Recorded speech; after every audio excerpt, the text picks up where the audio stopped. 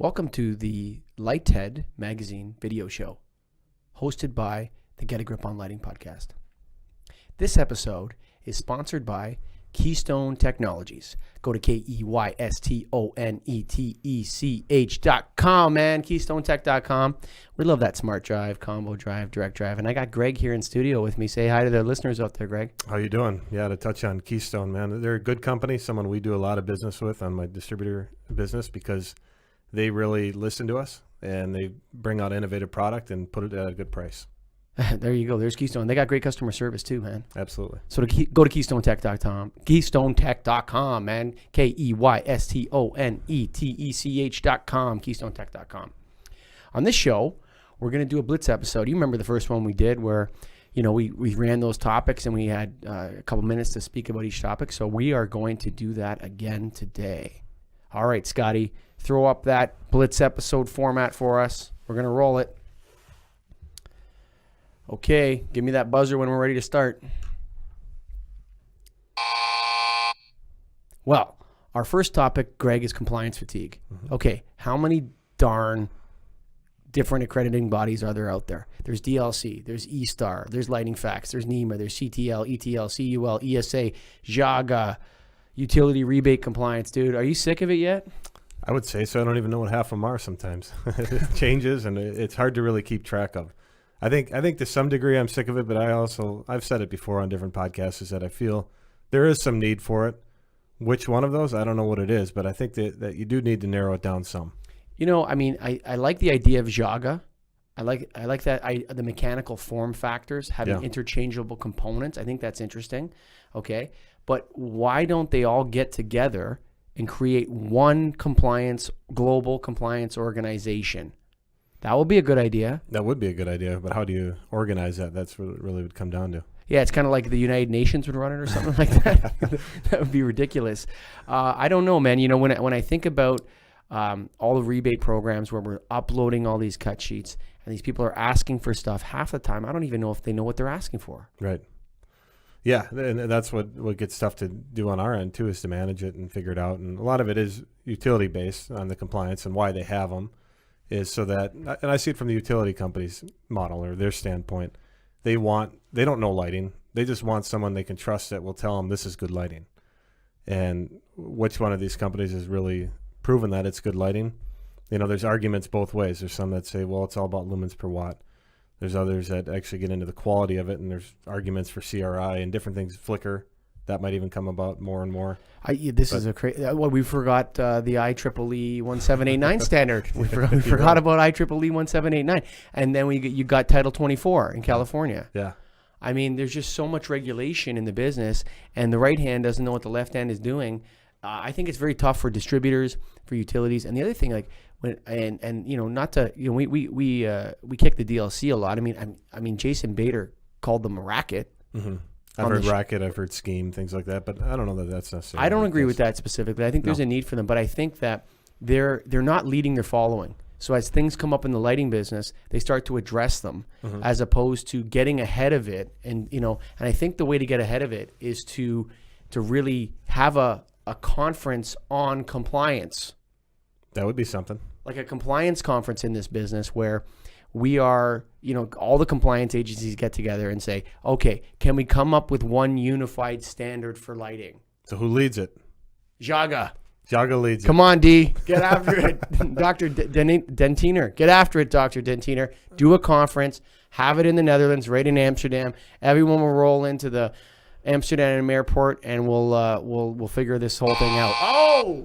That's it. All right, so let's move on to the next topic is Light Fair versus Frankfurt. Frankfurt being Light and Build. We attended both this year. That was our first time going to Light and Build. And Light Fair we've gone to maybe the last 10 years. Yeah, something like that. And, kind of my initial reaction, I don't know if it's necessarily averse or they're competitive or, in competition with each other. I think they kind of hit different things. The Light and Build is more, I see it as more of a global. Light Fair is more U.S. based and maybe North America. North American, yeah. I guess you got Canada, U.S., Mexico. Mexico covers that too. You're right. And what my first impression of it is that what I see Light Fair as what's relevant now. At least this is my impression. Light and Build, I saw it as what could be relevant in the future, more so this year. So so what you're saying is light fair is what you're selling, Frankfurt's what you're going to sell. Yes, Oh. that's my impression. See, for me, I thought light fair was a little bit subdued this year. It felt that way. You know, you walking around and people had smaller booths. There was not a lot of free booze. What's going on, man? I want my free beers. And, there wasn't that party atmosphere. In Frankfurt was a party, dude. Music going, dance parties. Dance parties in the actual the hall. Everybody serving drinks. It was a party, and it was the United Nations at Frankfurt. Yeah. Whereas Light Fair kind of felt a little bit subdued. It felt a little bit. I felt like some people had thrown the towel in at Light Fair a little bit. It felt that way. I agree with you. Yeah, I think it's something where LED is kind of stabilizing now to some degree, where everybody's coming out with like product. So you're seeing the same stuff over and over, with little tweaks, but not a lot. And then that gets hard for any convention to draw on people. Is what are you going to show us that we don't know? Frankfurt was an example of what we don't know, because we still don't know what the hell we even saw there half the time. Well, you know what though? Maybe, yeah. You know what? Maybe the U.S. is being a little more pragmatic. Yeah. I mean, you're looking at, who knows how much adoption there's been. Maybe people in the U.S. are saying, hey, you know what? This is decided already, and those European guys are got pie in the sky with their IoT and changing names and going with all sorts of different, lighting as a service and connected lighting. And I think a lot of people have accepted that maybe connected lighting is not as big as as everybody thought last year. I think like last year, Light Fair was jacked with human-centric and tunable and horticultural, and everybody was excited. And this year, you just didn't hear that much about it. Because I think it proves in what has actually been sold and implemented in the marketplace. A lot of this hasn't, just because a lot of it's not proven at this point. And, we're still trying to get to the bottom of that. And that's what our podcast has been doing, is trying to get a grip on all this. Get a grip, man. But you know what? At the end of the day, I think maybe Light Fair was better for me. Yeah, I think I would agree too, just because it's relevant. The scientific method. Okay, here we go. Is lighting a science? Oh, Gregory, that was a tough question. So Francis Bacon invented the scientific method. Okay. All right. So that's a way of, I guess, analyzing things in order to discover true facts about it. Yep. And I don't think there's no lighting engineers. So you can't go to school and get a degree in lighting engineering. True. Right? All there is, and I love the IES, but IES.org, but they're kind of like an industry body that's giving industry training to people who are salespeople. Right.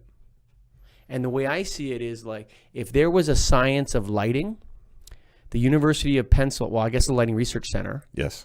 That would but be do they give out degrees in lighting engineering? I believe they have a 2-year program. I think we had one of our podcasts on that. It sounded like they do. I don't know what the official title of it is when you're done.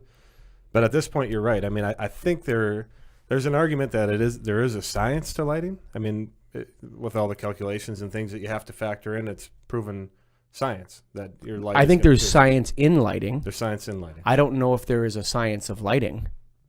That's what this question comes down to. Is there? And I don't know that you and I can answer. We're not scientists. But but I would say the people that know the most about the practical side of lighting are not scientists. You're right.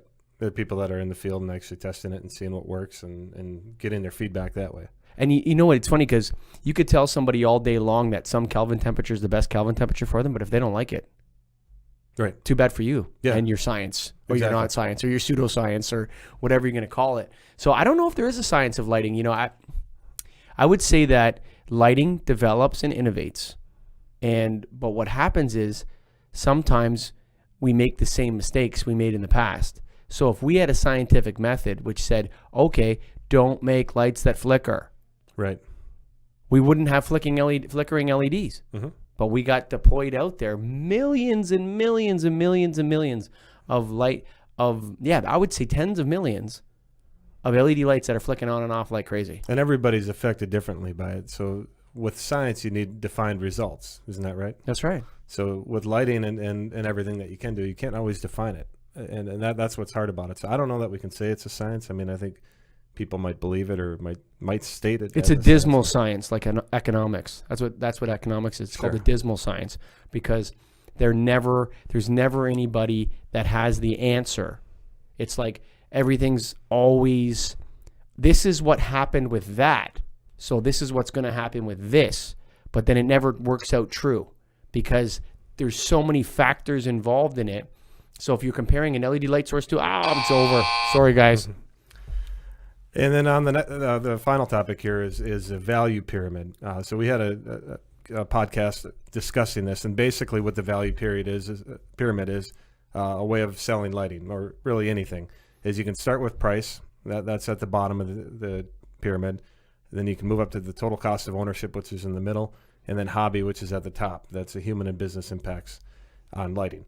And so we've had some discussions with this, and it kind of relates to other models we've heard of, the $300 per square foot, the $30, and the $3. And really what it comes down to is that's an important thing to factor in.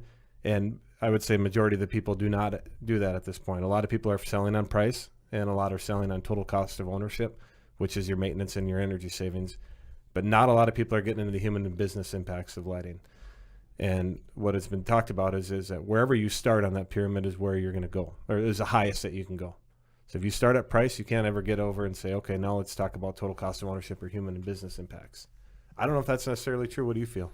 You know what? I think it goes back to the science of lighting. Yeah. And if you to me, a lot of times the guys that are heavy into the hobby part are kind of sales reps who are specific, are not technology agnostic. True. Right? So they're at the top of that pyramid and they're saying to themselves, you know what? I got a bunch of spec sheets I got to flip here. Yep. And we're going to talk about hobby. Yeah.